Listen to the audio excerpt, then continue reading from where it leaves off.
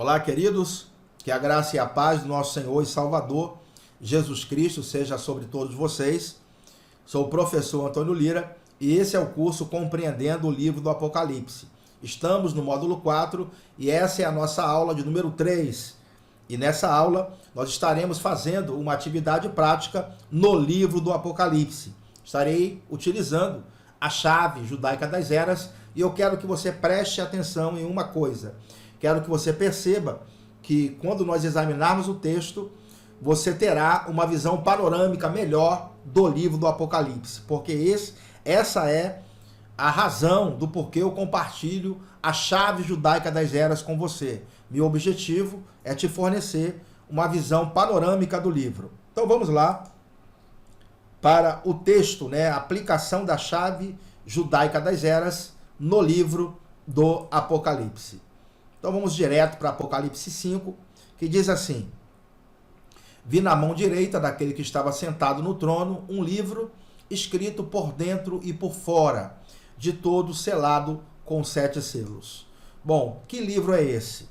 Esse livro aqui, ele representa a vontade divina no tocante ao curso da história da humanidade. Então o livro que está selado com 7 selos representa a vontade divina, ou seja, a sua soberania, a sua vontade com relação aos acontecimentos da Terra ou ao curso da história da humanidade. É isso que esse livro representa, a vontade divina com relação à história e ao curso da humanidade. Está selado com 7 selos por quê? É importante que você saiba que na época do Império Romano, os documentos mais importantes eram selados com 7 selos. Todas as testemunhas, elas tinham que estar presentes. Na época, as testemunhas, as 7, estavam presentes quando o documento foi fechado. E cada uma delas colocou um selo. Então, significava que quando fosse aberto novamente, todas aquelas pessoas, as 7, deveriam estar ali presentes para que o documento fosse aberto. E se nós continuarmos a ler o texto, é exatamente o que nós vemos. Nós vamos ver a Trindade aqui se reunindo para decidir a sorte do universo criado, para poder abrir esse documento, esse livro. Vamos ver a Trindade reunida, porque certamente a Trindade estava reunida na criação do homem. A gente vê que o Espírito de Deus pairava sobre a face das águas quando Deus estava criando todas as coisas. E durante a criação do homem, lá está escrito: façamos o homem conforme a nossa imagem, conforme a nossa semelhança. Ali é uma conversa da Trindade, pessoas sob o mesmo pé de igualdade conversando entre si. Então, quando tudo foi criado, a Trindade conversou. Então, quando esse livro foi selado, certamente a Trindade estava reunida. E certamente, quando esse livro for aberto, a Trindade também deverá estar reunida. E é isso que a gente está vendo aqui. Então vi no meio do trono e dos 4 seres viventes, e entre os anciãos de pé, um cordeiro como tendo sido morto. Ele tinha 7 chifres, bem como 7 olhos, que são os 7 Espíritos de Deus enviados por toda a terra. Veio, pois, e tomou o livro da mão direita daquele que estava sentado no trono. E quando tomou o livro, os 4 seres viventes e os 24 anciãos prostraram-se diante do cordeiro, tendo em cada um deles uma harpa e taças de ouro cheias de incenso, que são as orações dos santos. Então observe aqui que a Trindade está reunida. Os 7 Espíritos de Deus, aqui representam o Espírito Santo, o Cordeiro, que é o nosso Senhor Jesus Cristo, e também aquele que está sentado no trono é o próprio Deus, de quem o Cordeiro pega o livro. Ok? E é importante que você saiba também que essas orações dos santos aqui são orações feitas durante toda a história da humanidade. Pessoas foram injustiçadas, mortas, queimadas vivas, cerradas ao meio, mortas à espada, suas propriedades tomadas, sofreram abusos. Essas pessoas que eram justas, certamente que olharam para o céu e pediram justiça a Deus. E pediram que tudo isso um dia chegasse ao fim, que o sofrimento humano chegasse ao fim, e houvesse a passagem das eras. Porque na crença judaica, quando a era presente chegasse ao fim, iria vir uma nova era de paz e de prosperidade, onde não haveria mais nenhum tipo de tormento ou morte. Então, o que está acontecendo aqui é uma reunião da Trindade para definir a sorte do universo criado. O que está acontecendo aqui é uma reunião para que a transição das eras comece. O que está havendo aqui é uma reunião da Trindade para começar a transição das eras. Lembra? E a era presente iria terminar e iria chegar a nova era, a era vindoura, mas entre uma era ou outra haveria um intervalo de tempo que nós conhecemos como tribulação. Essa reunião aqui está acontecendo para que essa era má chegue ao fim, ok? E está acontecendo para que se comece então o intervalo de tempo que nós conhecemos como tribulação. Ou seja, a Trindade está se reunindo para colocar um fim nessa era, está se reunindo para se iniciar então o intervalo de tempo que conhecemos como tribulação. Então nós vemos aqui Jesus tomando o livro da mão de Deus, não é? Para que ele possa então desatar os selos. Esse livro representa a vontade divina para definir a sorte do universo criado. Ou seja, vai começar então a transição das eras.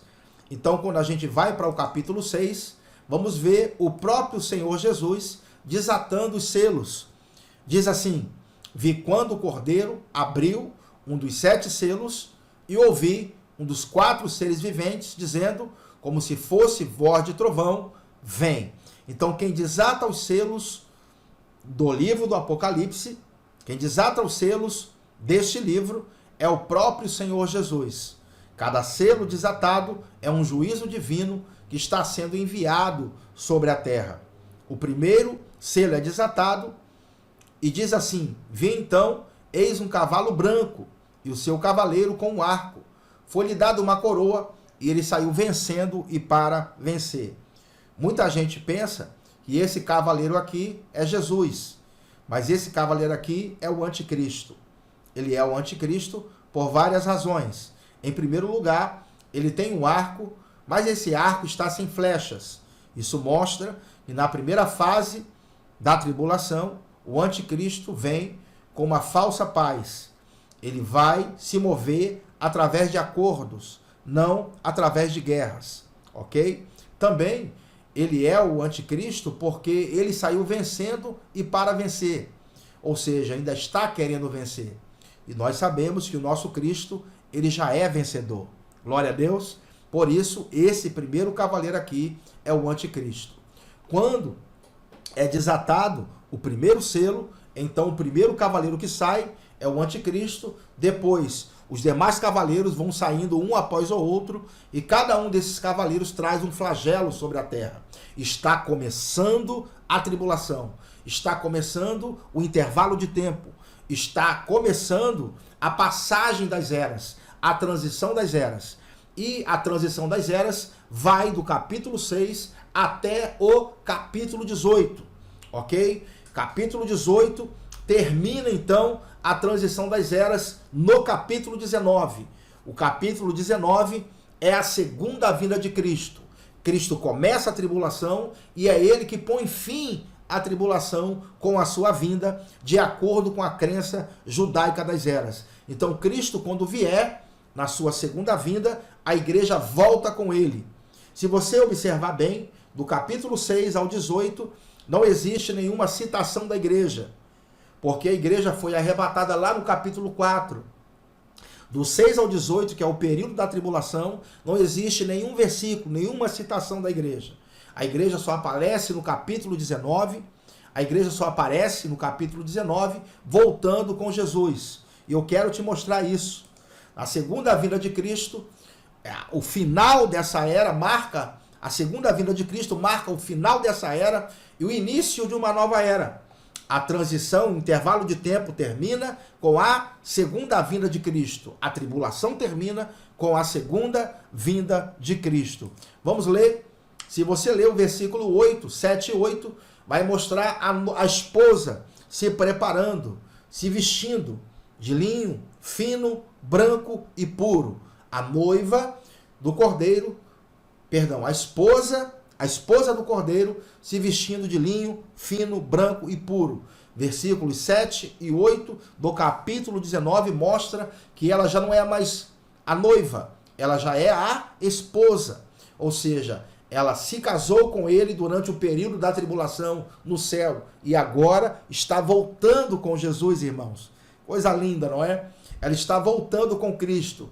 E eu quero que você preste atenção na vestidura. Repetindo a mesma composição. Vestidos de linho fino, branco e puro. Aqueles que voltam com Jesus. Ou seja, a igreja volta com Cristo no final da tribulação. Leiamos então. Vi o céu aberto e eis um cavalo branco. O seu cavaleiro se chama Fiel e Verdadeiro. E julga e peleja com justiça. Os seus olhos são chama de fogo. Na sua cabeça há muitos diademas. Tem um nome escrito que ninguém o conhece senão ele mesmo. Está vestido com um manto tinto de sangue. E o seu nome se chama o Verbo de Deus. Seguiam-no os exércitos que há no céu, montados em cavalos brancos, com vestiduras de linho finíssimo, branco e puro.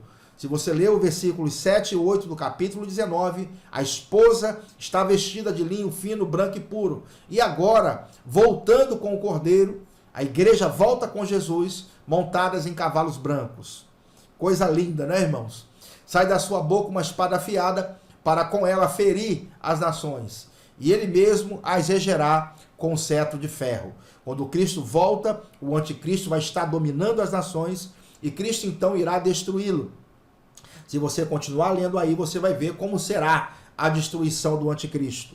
Tá certo? Depois que destruir o anticristo, Cristo, ele julga as nações, ou seja, os sobreviventes da tribulação, e a Bíblia diz que ele mesmo as regerá. Regerá o quê? As nações, com cetro de ferro, ou seja, Cristo governará por 1000 anos. Lembra na passagem das eras, de que a vinda de Cristo coloca fim nessa era má e inaugura-se então uma nova era? É isso que nós estamos vendo.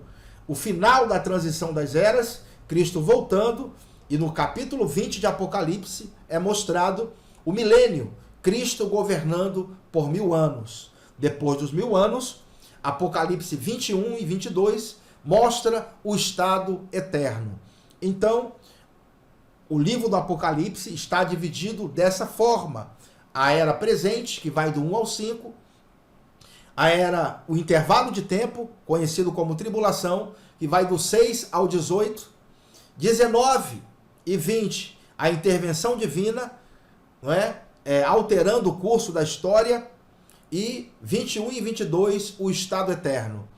Então, a era vindoura, ela começa do capítulo 19 para frente.